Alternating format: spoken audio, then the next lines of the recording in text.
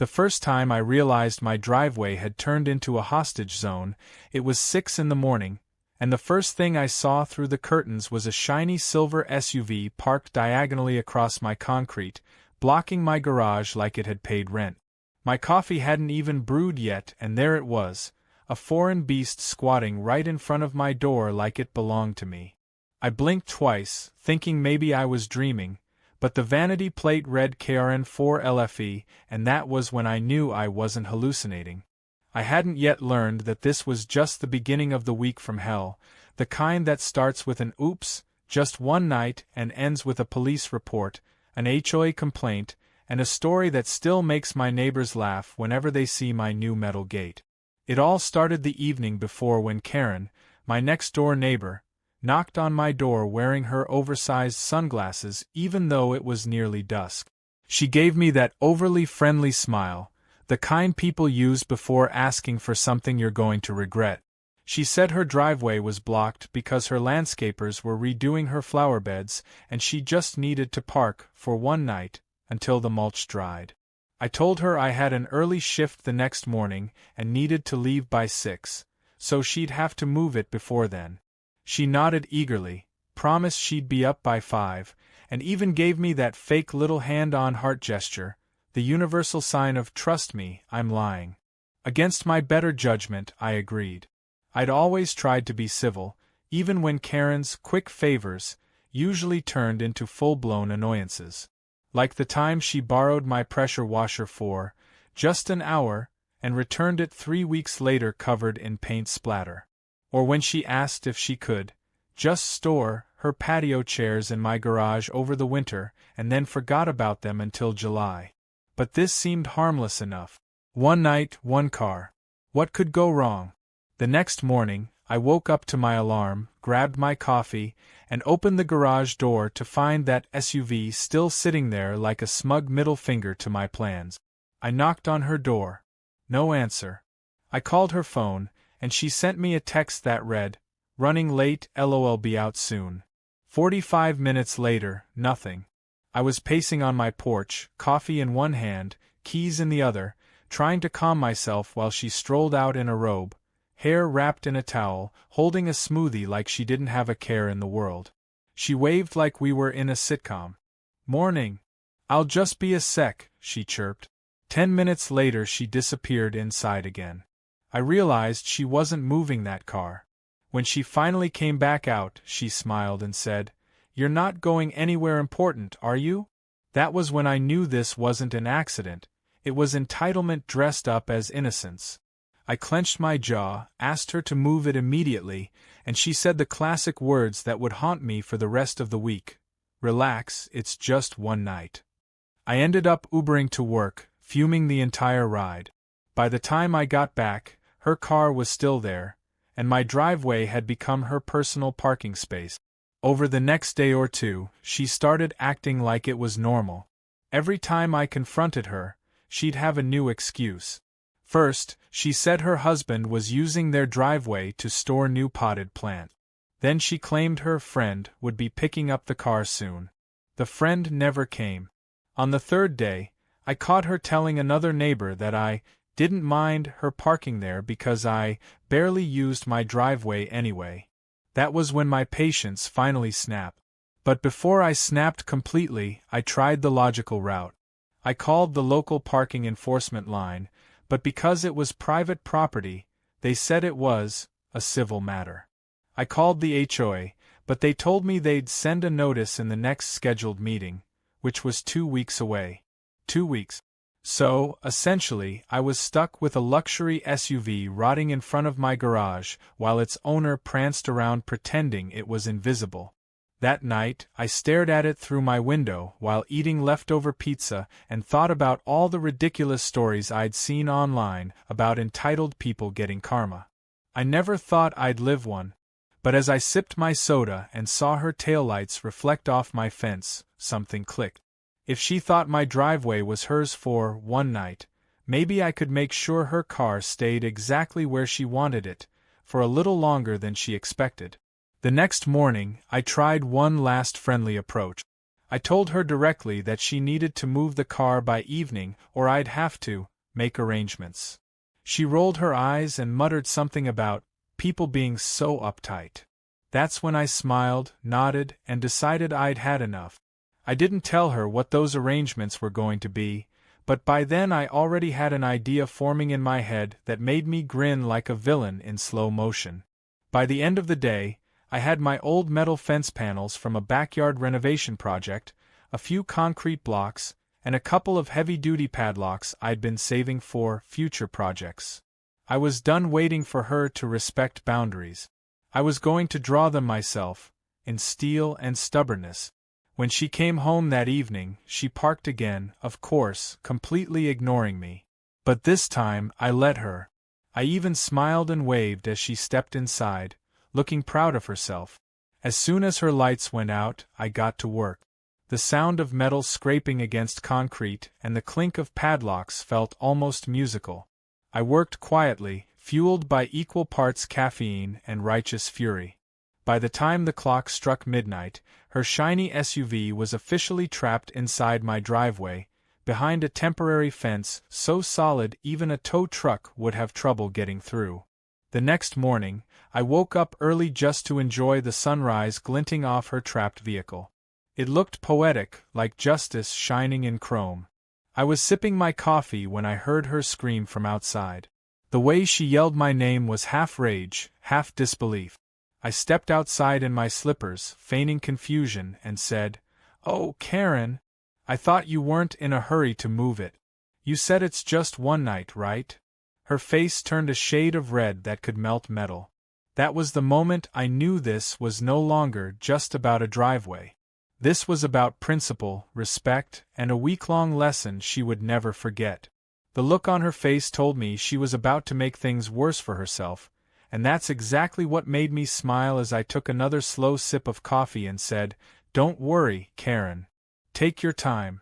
Karen's scream that morning carried down the whole street like an alarm nobody wanted to hear. I could almost see curtains twitching as the neighbors peeked out to watch the chaos unfold. She stood there in her robe, hair sticking up like static, staring at the metal panels that now formed a perfect little cage around her prized SUV. Her jaw hung open, one hand clutching her phone like she was about to call every authority in the state. I took another sip of coffee, calm as a monk, and asked if something was wrong. She started sputtering about property damage and trespassing, words tumbling out faster than her brain could organize them.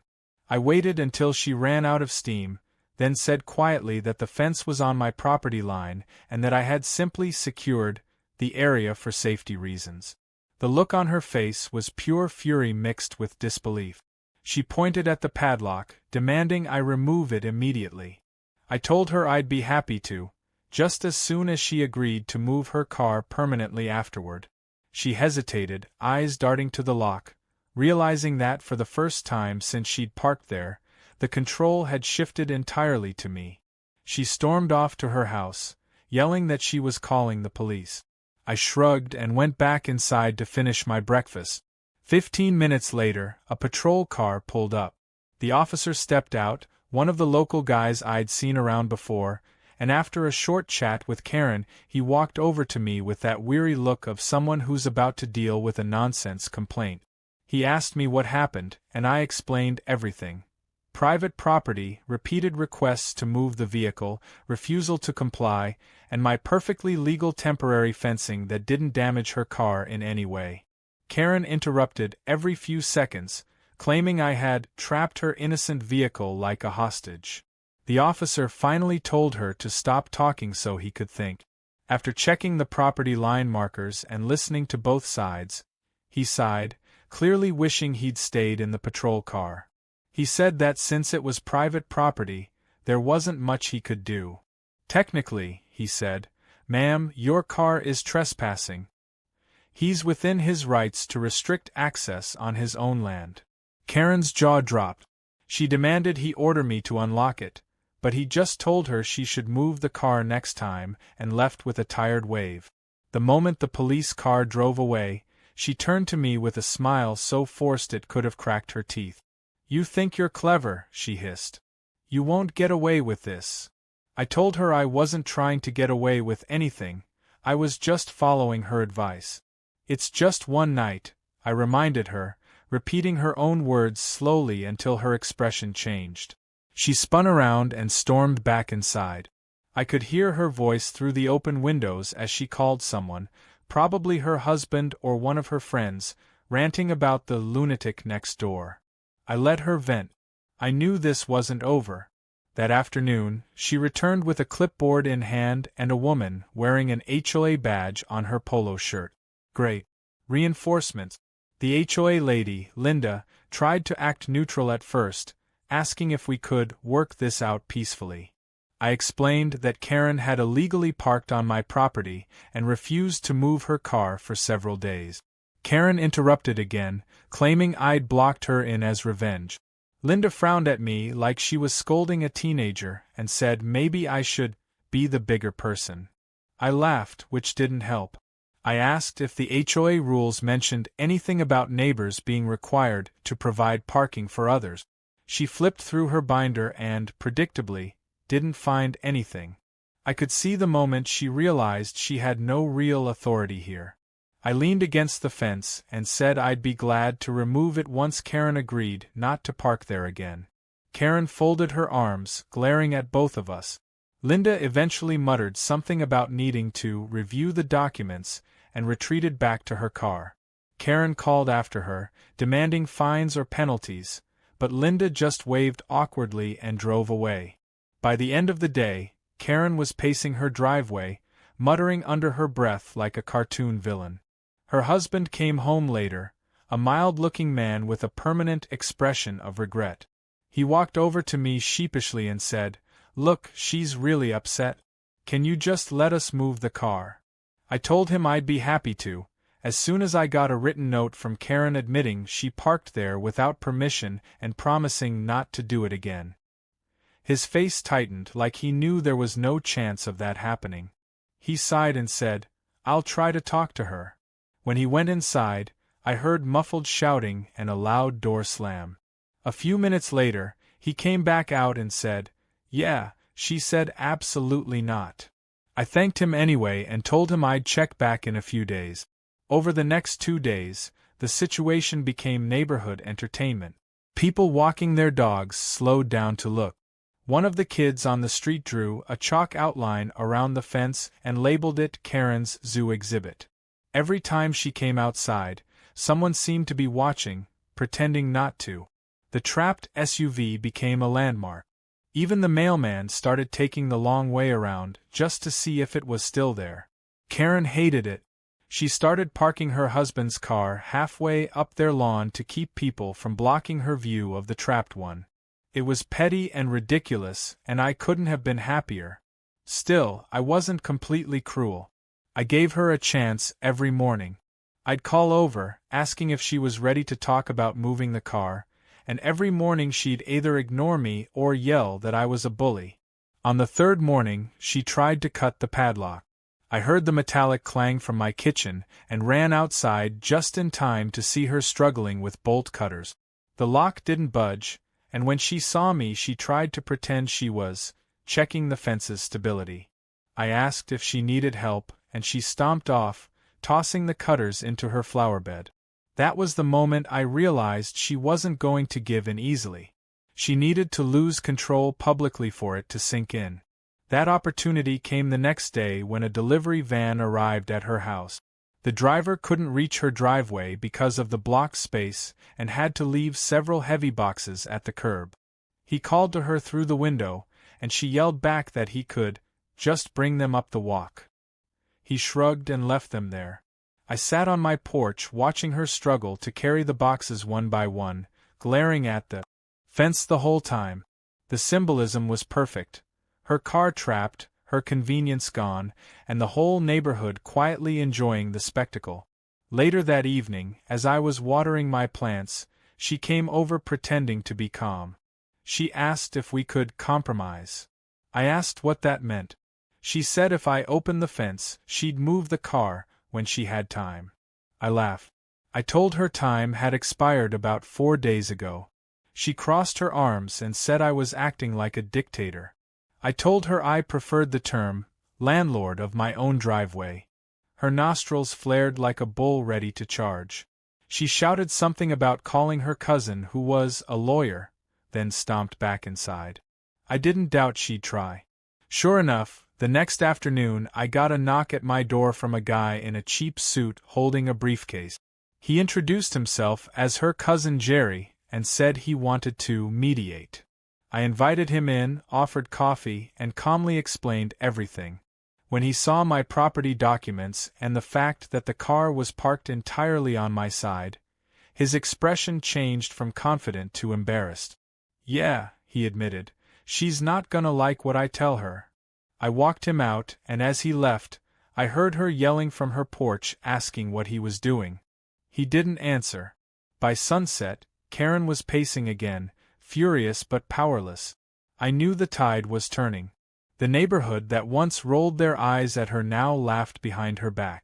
Even her husband stopped defending her and started parking on the street to avoid getting dragged into arguments. The trapped SUV gleamed mockingly in the golden light, and for the first time, I felt truly at peace. Still, I wasn't finished. Karen had declared a petty war, and I had no intention of surrendering after just 2 battles. The week wasn't over, and neither was her lesson.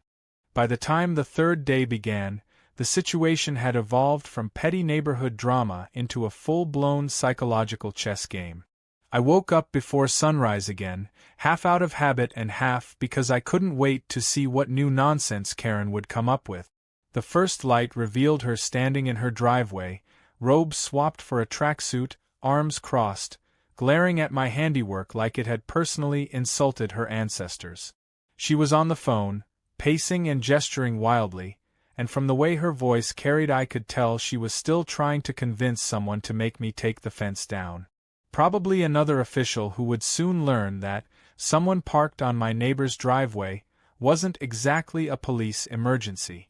I sipped my coffee and watched her like I was enjoying a live theater performance. This was entertainment now, but I also knew I had to stay ahead of her. People like Karen didn't just quit, they escalated. Around mid-morning, she stomped over with her husband trailing behind like a man heading for execution. She had her phone camera out, filming my driveway like she was collecting evidence for a courtroom drama. "You're going to regret this," she said, her voice dripping with satisfaction. I told her I didn't think so, but she was welcome to keep recording as long as she didn't step over the property line. She snapped that I couldn't claim the earth, and I reminded her that unfortunately, the part of the earth her car was sitting on happened to belong to me. Her husband muttered something about maybe just apologizing, but she silenced him with a glare sharp enough to cut glass. I could tell he was already tired of the entire ordeal. She filmed for another minute, shouting things like, "This is harassment," and "You'll hear from my lawyer," and then retreated back inside. An hour later, I noticed a strange van parked across the street. A man in overalls got out, dragging a heavy chain and a portable winch. I recognized the logo on the van. It was from a local towing company. Karen had called in reinforcements. She stood on her porch with folded arms, grinning like she had finally found her loophole. The driver looked at the fence, scratched his head, and came over to talk to me. "She says it's her car," he explained awkwardly. I told him it wasn't, that it was on private property, and that I hadn't requested any towing. He looked between us, uncomfortable, then asked to see proof of ownership. I handed him my property map and showed him the boundary lines. Karen jumped in, yelling that I was lying, but the driver ignored her and quietly called someone at his office. After a minute, he hung up and told her he couldn't touch the car without the owner of the land's permission. Her jaw dropped open like she couldn't comprehend the words. He apologized to me, packed up his chain, and drove off. As his van disappeared down the street, Karen let out a shriek that made a crow fly off a nearby tree. After that failure, her tactics shifted from confrontation to passive-aggressive warfare. She started leaving her trash cans right at the edge of my driveway, perfectly aligned with the fence, so I had to maneuver carefully just to pull my car out through the side entrance. She blasted loud music in the evenings, mostly songs about freedom and revenge, which made me laugh more than anything else. At one point, she even tried placing a small sign on her lawn that said, "Beware of neighbor," but someone tore it down within a few hours. I suspected the kids who drew the Karen Zoo exhibit chalk outline were responsible. Despite all the tension, I began to notice a strange sort of camaraderie forming among the neighbors. They'd wave at me when I was outside, some offering snacks or small comments like, "Good luck" or "Don't give in." One guy even told me he admired my patience, saying he'd have towed her car into the lake by now. I wasn't trying to start a war. I just wanted her to understand that respect wasn't optional. But by day 4, I realized that this wasn't only about her car anymore. It was about showing her that the universe didn't revolve around her convenience. That afternoon, I decided to reinforce the fence. I added a layer of plywood panels inside to make sure she couldn't slip anything under it, and I installed a small motion light above the gate that shone directly onto her car whenever someone moved nearby. It wasn't meant to be cruel.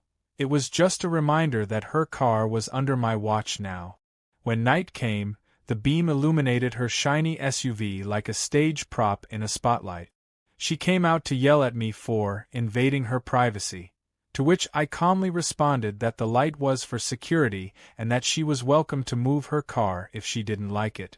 She turned around and stomped back inside without a word, slamming the door so hard that one of her porch lights flickered out. The next morning, she tried another stunt. I woke up to see her standing near the fence with 2 men in reflective vests and clipboards. I went outside to find out what was going on, and one of the men explained that they were inspectors from the HOA, responding to a potential construction violation. I nearly laughed out loud.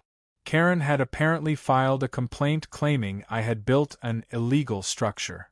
I told them it was a temporary, movable fence on private land, and they hesitated.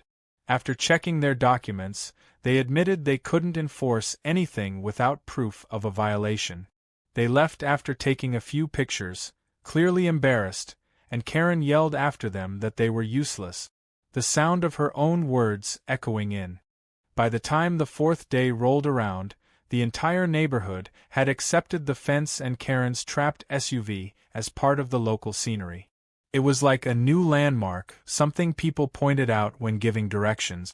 Turn right at the mailbox, left at the Karen exhibit. I would catch people walking their dogs, slowing down to take photos, pretending they were texting.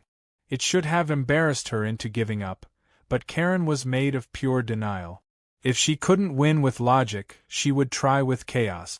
That morning, I opened my curtains and saw her pacing in her driveway, phone glued to her ear. Her posture screamed victory before anything had even happened. An hour later, a different police car arrived. This officer was younger, stricter looking, and didn't seem amused by the situation. Karen ran up to him like she had just found her hero. She started explaining her version of the story in rapid, frantic bursts of words, waving her arms toward the fence like it was a crime scene.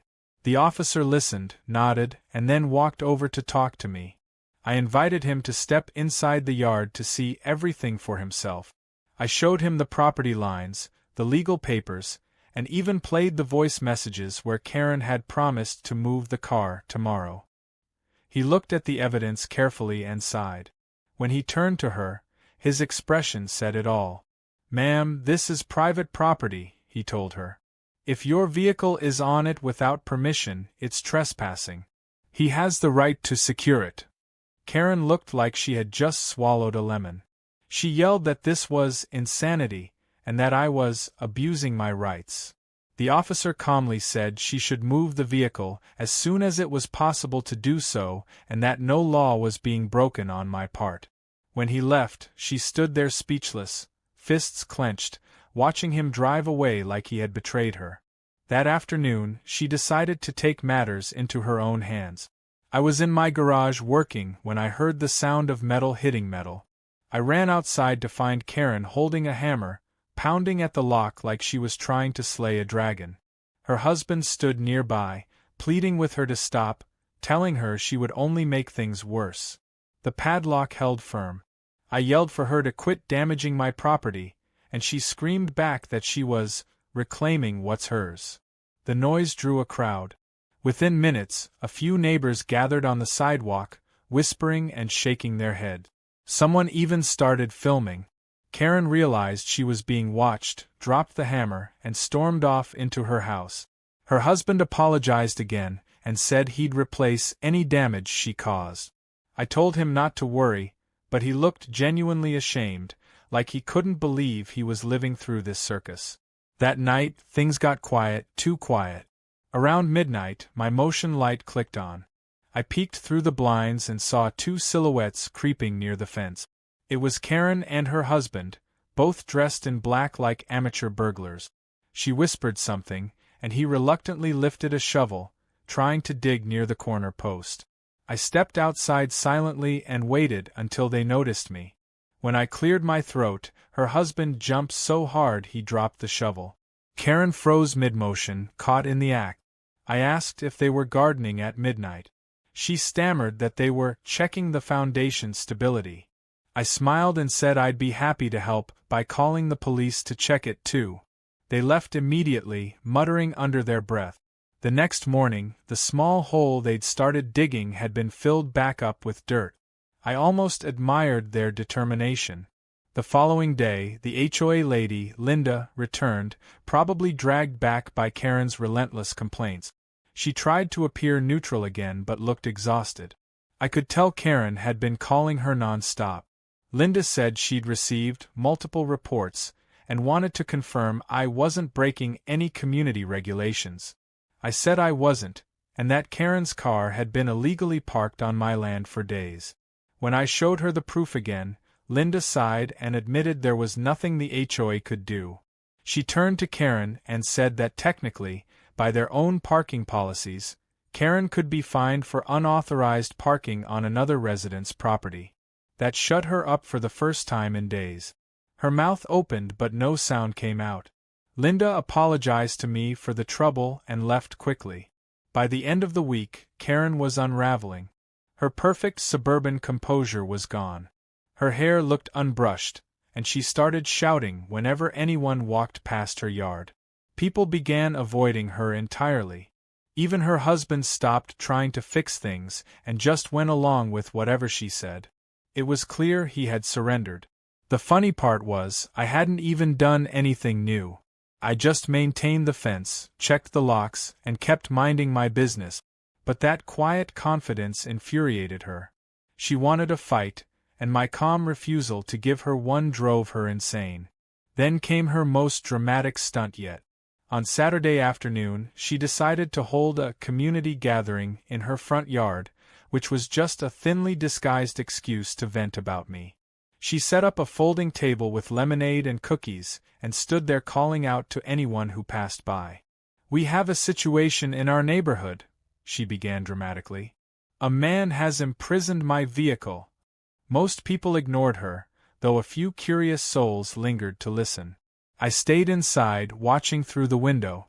She spun the story with all the flair of a soap opera villain, painting herself as a victim of an unstable neighbor. Then one of the older residents, a retired police officer, interrupted her and said loudly, "If your car's on his driveway, that's trespassing, Karen." The crowd laughed. She glared at him, called everyone unhelpful, and stormed back into her house, slamming the door so hard one of her cookie trays fell over. That evening, I got a knock at the door.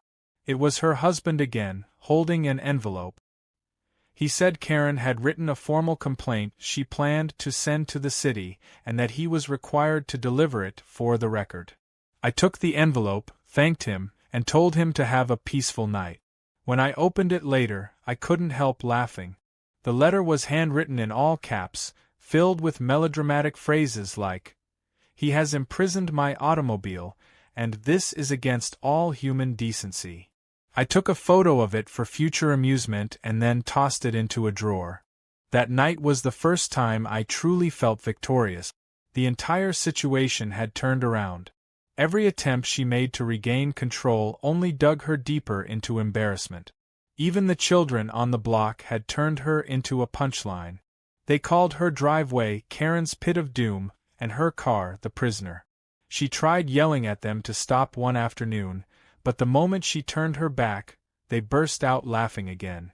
Her power over everyone had vanished. Still, I didn't want things to spiral too far. As satisfying as it was, I wanted to end it cleanly. I decided to give her one last chance to end the madness. The next morning, I walked over to her yard, calm and polite, and knocked. She opened the door just a crack, eyes suspicious. I told her I'd be willing to remove the fence if she apologized and agreed never to park on my driveway again. She laughed, a hollow sound that didn't match her tired face, and said she'd rather die than apologize to me. I shrugged and told her that was her choice, but the car would stay right where it was. She slammed the door again. I walked back home smiling, because I knew the final stage of her downfall was coming, and it wouldn't even require my involvement. By the next morning the entire street had accepted that the standoff between me and Karen was now part of neighborhood life and had started treating it like a spectator sport. When I stepped out to collect the mail, 2 people I barely knew gave me a thumbs up, and one neighbor joked that he was considering selling popcorn on the weekends because watching Karen lose her temper was better than television. Her silver SUV gleamed mockingly behind the fence, as if it too had become a minor celebrity. Karen, on the other hand, looked worse with each passing day. The once perfect hair and bright outfits were gone, replaced by sweats and wild eyes. She spent long hours on her porch muttering into her phone about injustice and harassment, pacing like a caged animal. Her husband seemed to have vanished into the background entirely. Sometimes I caught sight of him sitting in the car on the street, just to get a break from her yelling. The air around their house carried the tension of 2 people trapped in a small storm they had created themselves. That Saturday began with an explosion of noise. I heard loud music blasting from her porch around 7 in the morning, a mix of angry pop songs and old rock classics, the kind that seemed chosen solely to irritate anyone within range. I peeked out to see her dancing around the yard holding a coffee mug and declaring to no one in particular that she wasn't going to be bullied by petty men with fences. The music carried down the block. Within an hour 3 different neighbors had come out to ask her to turn it down. She responded by turning it up. Eventually someone called the police again, and when the same officer from earlier arrived, she turned the volume off like a kid caught by a teacher. He gave her a tired warning and drove away. As soon as he left, she threw her mug against her driveway and screamed so loud I swear birds scattered from the trees. The mug shattered, splattering coffee across the concrete like a crime scene. It was official. Karen had lost the plot. Around noon I decided to mow my lawn, partly to enjoy the sunshine and partly because the noise of the mower gave me a convenient excuse not to hear her shouting from across the hedge. While I was working, I noticed her standing near the fence staring at the trapped car as if trying to will it free with pure rage. She started taking pictures again, crouching low, photographing every angle like she was gathering evidence for a courtroom trial that would never happen. Then she noticed me watching and yelled that I'd pay for this. I turned off the mower and said calmly that she had already been paying in embarrassment for days. That only fueled her anger. She started yelling that I was the worst kind of neighbor, that she had been more than generous to everyone on this street. I reminded her that generosity usually didn't involve stealing driveways. She stormed off again, this time kicking one of her flower pots over on the way. Later that afternoon, I received a call from a local tow company I hadn't contacted. The man on the other end sounded confused. He said someone claiming to be me had scheduled a car removal from my property, but the description didn't match any of my vehicles. I laughed when I realized what had happened. Karen had impersonated me. I told the man the truth and thanked him for verifying before showing up. He chuckled and said it wasn't the first time he'd dealt with something like that. When I hung up, I walked outside and found her pretending to water her plants, watching me nervously out of the corner of her eye. I said loud enough for her to hear that it was illegal to impersonate someone, and she dropped the hose immediately. The water splashed across her shoes, and she stomped back into her house without a word. The next day the weather changed. A light drizzle rolled in, coating the street with that fresh earthy smell that comes after the first rain. The water made everything look cleaner except her car, which now looked like a shiny silver prisoner behind streaks of raindrops. I watched as she came outside with an umbrella, staring at it like she was visiting someone in jail. For a long time she didn't move. Then, almost unexpectedly, she began wiping the rain off the hood with a towel, muttering about ungrateful people. Something in that image stuck with me. She had created this mess yet still saw herself as the victim. The rain made her look small, fragile even, but I wasn't fooled. Entitlement didn't wash away that easily. That evening, as the rain turned into a full downpour, I was inside reading when I heard a commotion outside. Through the window I saw flashing lights again. Another patrol car had arrived, and this time Karen was standing in the rain with her arms raised dramatically like a performer on stage. She was yelling that her property was being held hostage, that she feared for her safety, and that I was monitoring her with cameras. The officer, drenched and clearly unimpressed, listened for a minute before walking to my door. He asked politely if he could come inside to see the setup. I showed him everything: the fence, the lock, the property line, exactly as it had been since day one. When he realized she'd called over the same issue again, he sighed and said he'd file it as a duplicate complaint. I thanked him and watched as he told her to stop wasting police time. She screamed that she was being oppressed by bureaucracy. He told her good night and drove off into the rain. After that, something broke in her completely. The next morning she didn't come outside at all. Her blinds stayed closed, her porch lights off.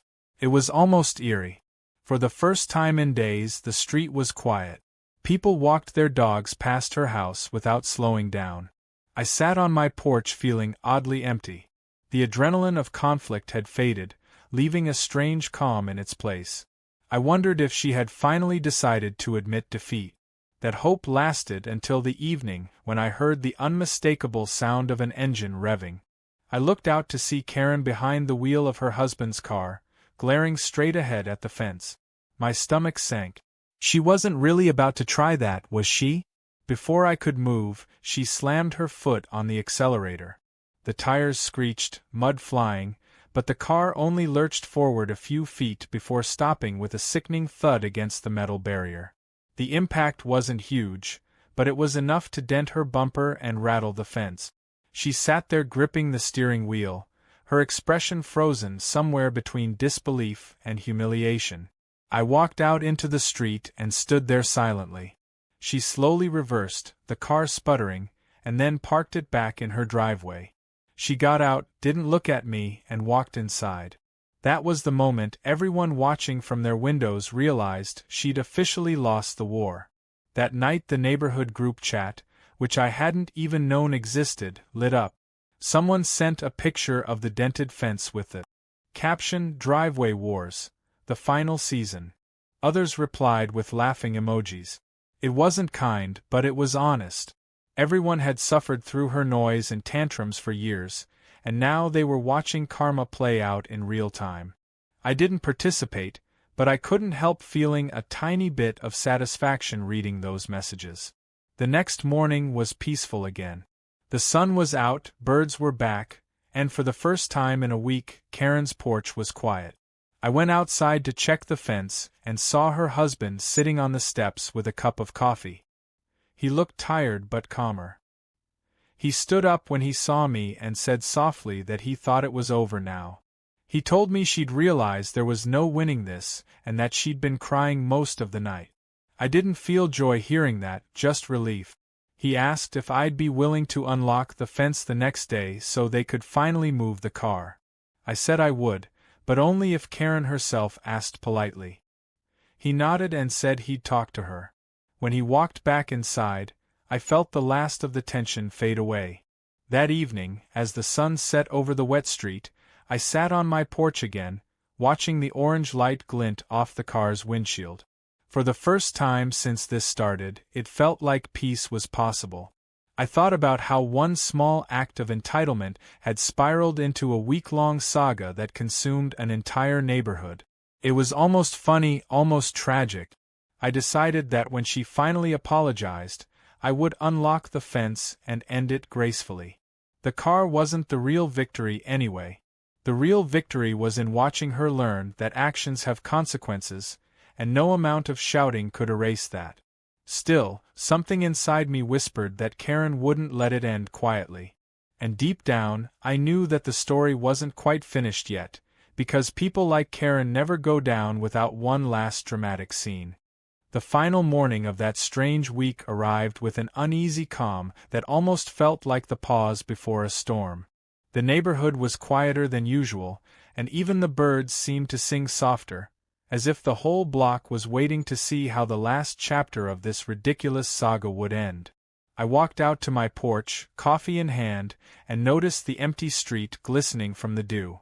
The silver SUV was still there behind the fence, its once shiny body now speckled with dried rain spots and a thin layer of dust.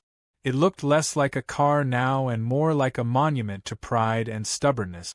Across the way, Karen's curtains fluttered slightly, and I caught a glimpse of her face peeking out before she disappeared back inside. I could tell she'd been awake for a while. Maybe she was debating her next move. Maybe she was finally realizing that all the yelling, scheming, and complaining had achieved nothing. I sat down on the porch steps, waiting, because I knew she'd eventually have to face me. About an hour later, I heard the sound of her door opening. She stepped out slowly, wearing sunglasses even though the sun was barely up, her posture stiff, movements calculated. Her husband followed behind her, hands in his pockets, looking like a man who had been rehearsing something he didn't want to say. They stood there for a moment, whispering to each other, and then she took a deep breath and began walking toward me. Her steps were heavy, her pride heavier. When she reached the fence line she stopped, crossing her arms like she was forcing herself to maintain some semblance of control. I stayed silent, just waiting. After what felt like an eternity, she finally spoke. Her voice was low, shaky but defiant. She said she wanted to end this, and that maybe we had both gone too far. I could hear the strain in her voice as she tried to twist an apology into something mutual, but I wasn't interested in shared blame. I simply asked if she was ready to admit that she'd been wrong to park there without permission.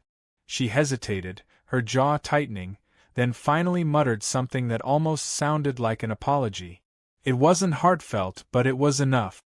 I nodded slowly, stood up, and said I'd remove the fence so she could take her car. For the first time in days, her expression softened, just a little, and she exhaled in relief. I told her I'd need an hour to unbolt everything and that I'd do it once she was ready to move the car immediately afterward. She agreed, nodded curtly, and went back inside. I grabbed my tools and started dismantling the panels one by one.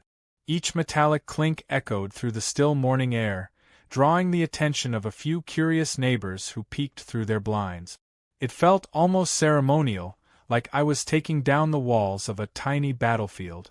When I reached the final padlock, I paused for a second, looking at the trapped vehicle for what I knew would be the last time.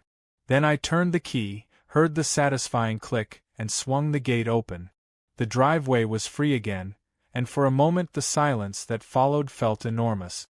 Karen came out a few minutes later, her husband following close behind. She walked briskly toward the car, eyes darting around as if expecting someone to cheer or boo. The neighborhood was quiet, though. Everyone was watching, but no one spoke. She climbed into the SUV, started the engine, and let it idle for a few seconds. Then, without a word, she reversed out slowly, the tires crunching over the gravel. I half expected her to say something smug, but she didn't. She didn't even look at me. She just drove straight into her own driveway, parked perfectly, and turned off the engine. For a second it seemed like that was the end. But if there was one thing I had learned about Karen, it was that she could never let anything end gracefully. She stepped out of the car, walked around it, and started inspecting every inch as if searching for a reason to be angry again. When she found a small scratch near the bumper, probably from her failed midnight digging attempt, she gasped dramatically and called her husband over. He looked at it, shook his head, and muttered something that made her face tighten. She turned toward me, opened her mouth, and then stopped. Maybe she realized there was nothing left to say that wouldn't make her look worse. She closed her mouth, stomped toward her house, and slammed the door behind her. Her husband followed a few seconds later, walking slower, giving me a small nod of apology before disappearing inside. I stood there for a while, letting the quiet return. The fence was gone, the driveway was mine again, and the air finally felt lighter. But fate wasn't quite done writing its punchline.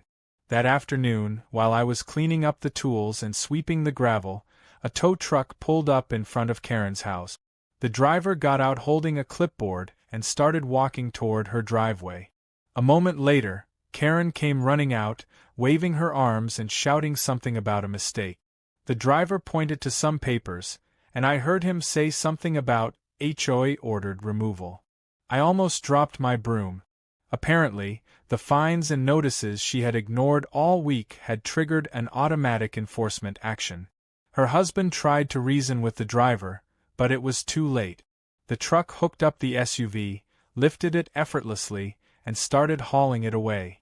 Karen was screaming the whole time, her voice cracking with panic and disbelief. I didn't laugh, though every cell in my body wanted to.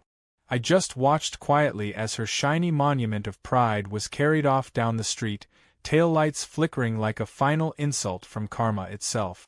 After the tow truck disappeared, the street fell into silence again, broken only by the faint sound of wind rustling through the trees. Karen stood frozen for a while before retreating inside. Her blinds closed, and for the first time since the ordeal began, I didn't see her again that day. The neighborhood seemed to collectively exhale. People walked their dogs, kids rode bikes, and for once there was no shouting, no chaos, no spectacle. I sat on my porch, sipping my drink, watching the sun dip behind the rooftops, and thought about how strange it all was. One small act of entitlement had turned into a week-long soap opera that ended with poetic justice delivered by bureaucracy. I couldn't have scripted it better if I'd tried. A few days later, I saw her husband outside mowing the lawn. He waved at me, a small, tired wave that seemed more like a peace offering than anything else. I waved back. When he finished, he walked over and said she'd decided to take some time away at her sister's house. I didn't ask where or for how long. He said quietly that he appreciated my patience, that he knew she could be difficult, and that he hoped things would calm down now. I told him there were no hard feelings, as long as my driveway stayed free. He laughed, and it was the first genuine laugh I'd heard from him all week. We shook hands, and that was that. In the weeks that followed, life on the street returned to normal. The fence panels went back to my shed, the gravel smoothed over, and the only trace of the whole ordeal was the faint indentation in the ground where her car had sat. Sometimes, when I walked past that spot, I'd think about how ridiculous it all seemed in hindsight. But it also reminded me of something important, that boundaries only mean something if you stand by them. Too often, people like Karen count on others being too polite or too tired to enforce their own limit. She had spent years bulldozing her way through everyone's patience, and for once she'd found someone who pushed back. One evening, a few months later, I saw a new car parked in her driveway. She'd returned, though quieter this time. No shouting, no loud music, no drama. She waved stiffly when she saw me, and I nodded back. We never spoke about the incident again, and maybe that was for the best. The silence between us wasn't hostile, it was just an unspoken understanding. She had learned something, and I had too. Now, every time I see someone parking even slightly too close to my driveway, I can't help but smile. Not out of pettiness, but out of memory. The week Karen said it was just one night had turned into a week of lessons about respect, patience, and the strange satisfaction of quiet revenge. In the end, the funniest part was that all I really did was hold my ground, literally. The universe did the rest. And as the days passed, the neighborhood started joking about how I should get a sign for my driveway. A few weeks later, I actually made one. It wasn't fancy, just a plain wooden board with big black letters that read, "No overnight parking, not even for one night." Every time I see it, I can't help but laugh. Because behind those simple words lives an entire saga of pride, fences, fines, and the unforgettable week I locked Karen's car in for the lesson of her life.